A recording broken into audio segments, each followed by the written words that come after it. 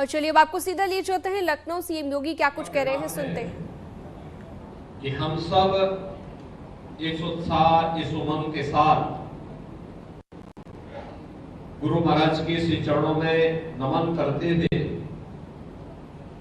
बैसाखी के इस पर्व में एकत्र होकर के हर्षोल्लास के साथ न केवल प्रदेश की राजधानी लखनऊ में बल्कि पूरे देश के अंदर इस आयोजन के साथ हम सबको जुड़ने का अवसर प्राप्त हो रहा है। हम सब जानते हैं सिखों के इतिहास के बगैर भारत का मध्यकालीन इतिहास अधूरा माना जाता है। त्याग और बलिदान की जो एक लंबी परंपरा और एक लंबी श्रृंखला खड़ी की है सिख गुरुओं ने, आज उसी का परिणाम है देश भी और धर्म भी सुरक्षित है। और इसीलिए इस प्रकार के आयोजन के साथ जुड़ना, इन कार्यक्रमों में भागीदार बनना अपने पूर्वजों के प्रति हमारी श्रद्धा को व्यक्त करता ही है। आने वाली पीढ़ी को भी इन महापुरुषों के प्रति नमन करने का एक अवसर उपलब्ध कराने का एक अवसर हम इस प्रकार के आयोजन के माध्यम से करते हैं। जब खालसा पंथ की स्थापना हुई थी, हम सब इस बात को जानते हैं क्योंकि यह ऐतिहासिक गुरुद्वारा है। गुरु तेग बहादुर जी महाराज ने भी और गुरु गोविंद सिंह जी महाराज ने भी अपने जीवन का कुछ भाग यहाँ पर इस गुरुद्वारे में व्यतीत करते हुए धर्म की रक्षा के लिए हमें क्या कुछ करना है उस प्रकार की प्रेरणा दी थी। और उस समय की उन विकृतियों के जिनके कारण समाज कमजोर हो रहा था, उसको दूर करने के लिए ही खालसा पंथ उस समय के लिए हम सब के लिए एक नया मार्गदर्शक के रूप में सामने आया था। वह शस्त्र और शास्त्र दोनों में पारंगत होकर के कैसे हमें देश और धर्म की रक्षा करनी है, इसकी प्रेरणा तो प्रदान करता ही है। आने वाली पीढ़ी के लिए भी बहुत कुछ प्रेरणा और प्रकाश छोड़ करके गया है।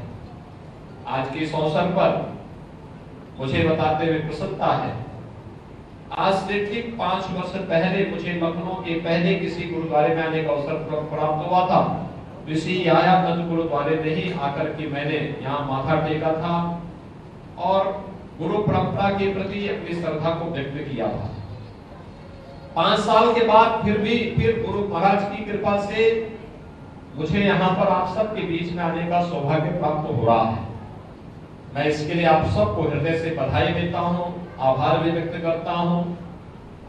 सचमुच जो आत्मीयता आप सबने सदैव दिखाई है, मुझे लगता है वो हमारे लिए बहुत बड़ा संबल है और यही कारण है।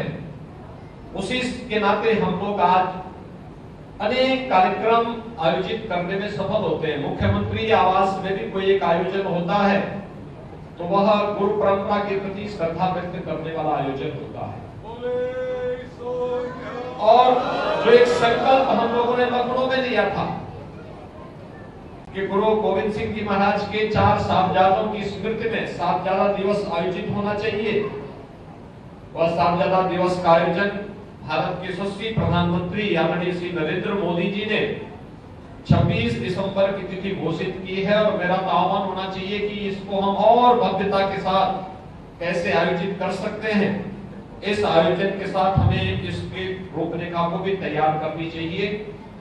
आज बैसाखी का आयोजन है, खालसा पंथ की स्थापना का दिवस भी है, महावीर जयंती भी है और बाबा साहब डॉक्टर भीमराव अंबेडकर की पावन जयंती का कार्यक्रम भी है।